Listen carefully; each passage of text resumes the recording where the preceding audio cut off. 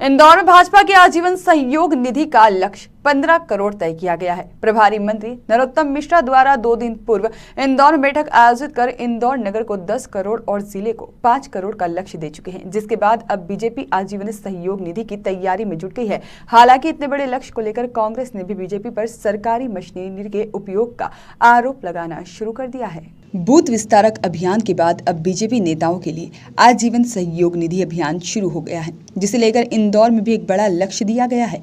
इंदौर में आजीवन सहयोग निधि के लिए नगर को 10 करोड़ और जिले को 5 करोड़ का लक्ष्य दिया गया है। इतना बड़ा लक्ष्य मिलने के बाद एक और जहां बीजेपी नेताओं के चेहरों पर चिंता की लकीरें दिखाई दे रही हैं, तो वहीं इतने बड़े लक्ष्य को लेकर कांग्रेस ने भी बीजेपी पर आरोप प्रत्यारोप का दौर शुरू कर दिया है। कांग्रेस ने आरोप लगाया है कि बीजेपी पूंजीपतियों की पार्टी बनती जा रही है। एक और जहां कांग्रेस में आज भी 5 रुपए में सदस्य बनाए जा रहे हैं, तो वहीं बीजेपी के द्वारा बड़ी राशि एकत्रित कराई जा रही है। ऐसे में बड़ी राशि एकत्रित करने के लिए बीजेपी नेता अब सरकारी मशीनरी का उपयोग भी करेंगे। देखिए, बीजेपी पूंजीपतियों की पार्टी है। वो सिर्फ चंदा एकत्रित करने में यकीन रखते हैं, उसके लिए सिर्फ बड़े लोगों से संपर्क करते हैं। जबकि कांग्रेस आम जनता की पार्टी है। आज भी कांग्रेस में सदस्यता शुल्क 5 रुपये और सक्रिय सदस्य का 100 रुपये है। लेकिन भारतीय जनता पार्टी की जब रसीदें देखते हैं हम, जब वो निकलते हैं 5,000, 3,000, 10,000, तो ऐसा लगता है कि वो एक व्यापार करने निकले हैं। और सही मायने में वो एक व्यापारिक पार्टी है और गोडसेवादी पार्टी है। उनकी सोच पैसा और उनकी विचारधारा को लेकर चलती है। और हमारी पार्टी आज भी गांधीवादी पार्टी है, जो पैसा सेकेंडरी रहता है, व्यक्ति का जुड़ना कांग्रेस के सिद्धांतों से प्रथम है। इसलिए आज भी शुल्क सिर्फ 5 रुपये है। क्या लगता है कोविड के बाद इतनी बड़ी राशि बीजेपी के द्वारा एकत्रित करने में कहीं ना कहीं धन बल का इस्तेमाल होगा? देखिए, लूटने में तो माहिर है भारतीय जनता पार्टी। पहले महमूद गजनबी लूटने आया था, अब भारतीय जनता पार्टी के नेता लूट रहे हैं। ये जग जाहिर है। हर जगह, चाहे आप प्रदेश ले लें, शहर ले लें, इंदौर ले लें, या पूरे देश में अन्य राज्य ले लें, वहाँ पैसा एकत्रित करने के लिए ऐसा निकलते हैं जैसे लूट करना है और लोगों को डरा धमका कर, दबाव बनाकर ये चंदा लिया जाता है। क्योंकि आज के हालात में ऐसी स्थिति नहीं है कि 5,000 रुपये चंदा पार्टी को कोई देगा या 10,000 रुपये देगा। वो ऐसी कोई उपलब्धि भारतीय जनता पार्टी की नहीं है।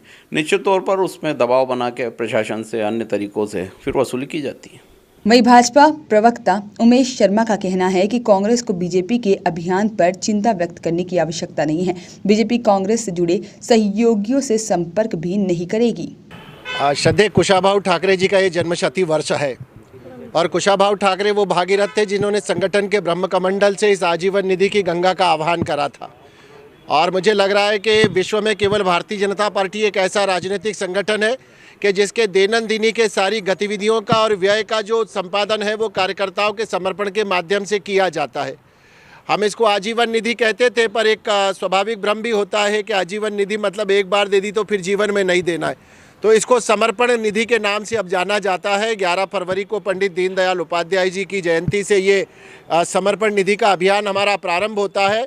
और इससे जो व्यय पार्टी की दैनंदिनी की गतिविधियों पर होता है, उसकी प्रतिपूर्ति कार्यकर्ता के अंशदान के माध्यम से होती है। केंद्र का जो है इसमें 50% का भाग होता है, 25% हमारी प्रदेश इकाई को जाता है और प्रत्येक 25% जो है वो जिला इकाई को प्राप्त होता है।